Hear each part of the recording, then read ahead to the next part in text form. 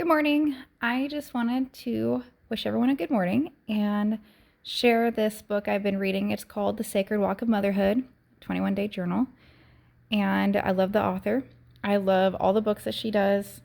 And I love every single page of this book. Every single one of them I've gotten something positive from.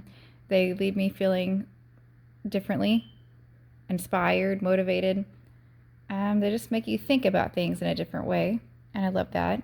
And I like the way that the journal entry is set up to where you have to read the entry, give a reflection possibly, there's a quote, and I just like the setup. It's nice. I would recommend this book to anybody that wants to do another devotional or start doing devotionals. And I'm going to give you just a read of one of the ones I just finished recently and share my reflection with you. So this was one of my favorite passages that I read. I want to share it with you. It's titled, "Whose Voice Are You Listening to?" And it says, "Every night my kids have gone to sleep, I always manage to find my way back to their room for one more kiss. And it never fails every night as I kiss them and then step back to look at the awesome gift that comes in these kids. I can't help but feel that I am not enough, and that with these wonderful kids comes an enormous responsibility, and that for that day, I wasn't enough. I didn't read to them enough. I didn't smile at them enough. I didn't play with them enough. I didn't clean enough or cook enough or do enough dishes.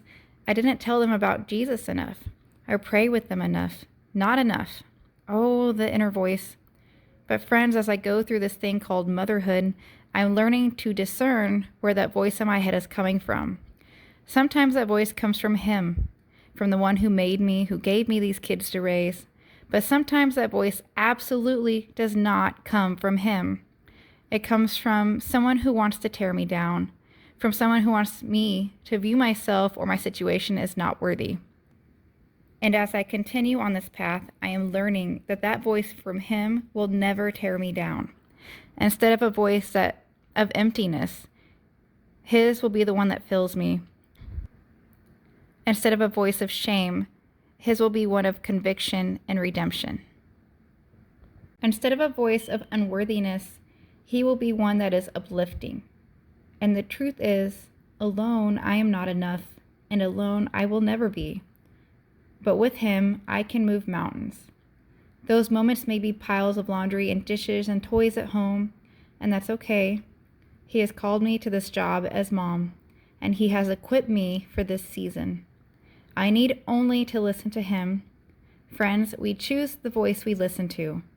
His voice will never be the one that tears us down, and He will build us up.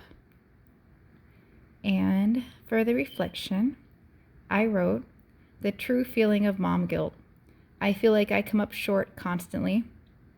Shame, like mold, grows in the dark when we are alone. We choose the voice we listen to. We are worthy because He chose us and it has equipped us." Those are just some things that she said that stood out to me. I like to go through and underline my favorite quotes, and sometimes I'll add them to my quote book, things that stood out to me. Here's another more recent entry towards the end of the book. It says, "They know. I had just yelled, and it was that ugly kind of yell where your voice does something weird, and then your heart is left feeling guilty. Do you know that yell? I hate when I do that. The yelling side of me is definitely my least favorite. Go back to your room and stay quiet, or I promise you will be in trouble. I won't bore you with the details, but I felt like I had exponentially more on my plate that particular day than on a normal day. And naturally, my older kids were fighting like crazy people at just the right time that I needed a break. And my 4-year-old was being difficult.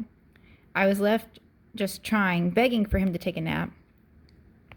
I was losing my temper, and I'm sure you could tell by my face and my voice, I was left feeling like a less than mom. Like my kids deserve better than what I had to offer. Much better. The things that needed to be done were the things that I had left undone, and I just wasn't enough. And right after I snapped, I sat down and looked out across my messy living room floor, and I felt those tears welling up, feeling like I was drowning in a to-do list. And I let out a big sigh, just asking God for a break. And in that moment, the kid I had just yelled at to go to his room dropped a magnet off my fridge into my lap. He grinned at me, and he walked off just like that. It said, "I love you, Mom." He didn't say a word, but his smile said it all. He knew his mama was trying. He knew those angry words and frustrated sighs didn't mean anything really. He knew that I love him more than words can express. He knew that in 10 minutes I would cool off and be back to being the mama he knows best. He knew that his simple gesture would make my lips and my heart smile. He knew that I just needed a reminder that I am doing all of this for him because I love him and he loves me back. I often focus so much on how deep my love is for my children that I miss seeing that they love me right back. Mamas, hold on to those moments when they show you love. Don't brush them off or minimize their effort. Those pictures they draw for your fridge are a sign of their love. Those nights they want to sit on the couch and watch a movie are a sign of their love. Those flowers they pick for you from the patch of weeds at the park are a sign of their love. Those "watch me, mama" moments are a sign of their love. Cling to those moments. They are so special. And when you feel like your plate is so full and anxiety is so overpowering that you feel you might explode, know that it's okay and that your kids will love you through it. And at the bottom, there's a place for reflection. For this passage, I wrote, "Thank God for forgiveness from our tiny humans.